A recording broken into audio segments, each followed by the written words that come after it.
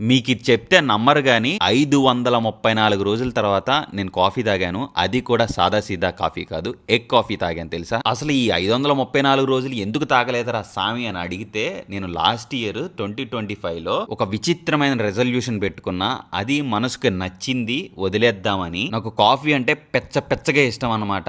నాలో self control ఎంత ఉండిద్దో అని తెలుసుకోవటం కోసం ఇలాంటి విచిత్రమైన రెజల్యూషన్ పెట్టుకున్నా గాయ్. దాంతో పాటు నేను ఎప్పుడైతే వియత్నాం వెళ్తానో, వియత్నాం వెళ్ళిన తర్వాత ఆ ఎగ్ కాఫీ తాగాలని మళ్ళీ రీస్టార్ట్ చేద్దాం అనుకున్నా. ఫైనల్ గా అయితే ఎగ్ కాఫీ అయితే తాగాను. సో ఇంతకీ ఈ ఎగ్ కాఫీ చరిత్ర ఏంటో దీని గురించి షార్ట్ అండ్ స్వీట్ గా చెప్తా. దీన్ని 1940లో హెనాయ్లో ఒక వియత్నాం బరిస్తా క్రియేట్ చేశారట. అప్పట్లో పాలు దొరకడం చాలా గగనం అండ్ ఆల్సో చాలా ఎక్స్పెన్సివ్ అనమాట. అంచేత ఎగ్ యాక్ ని షుగర్ తో మిక్స్ చేసి దాన్ని క్రీమ్ లా తయారు చేసి కాఫీ మీద వాడటం మొదలు పెట్టారనమాట. అంటే ఏం లేదండి, ఎగ్ క్రీమ్ లా చేసి దాన్ని బ్లాక్ కాఫీ కింద పెట్టి మొత్తం మిక్స్ చేసి, అంటే యూనిక్ టేస్ట్ వస్తుంది అనమాట. ఇప్పుడు వియత్నాంలో చాలా ఫేమస్ అయిన ఎగ్ కాఫీ అని పిలుచుకుంటున్నారు. ఇంత హిస్టరీ ఉన్న కాఫీని చాలా రోజులు, అదే 534 రోజుల తర్వాత కాఫీ టేస్ట్ నోటికి అలా తగిలితే ప్రాణం అలా పైకి లేచింది గురు. ఎగ్ కాఫీ తాగే విధానం చాలా డిఫరెంట్ అనమాట. పైన ఎగ్ యాక్, అదే క్రీమ్ అది ఉంది చూసారా,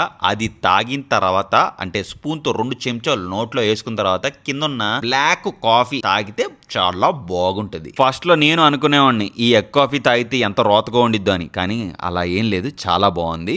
మీరు కూడా వియత్నాం వస్తే ఖచ్చితంగా ట్రై చేయండి.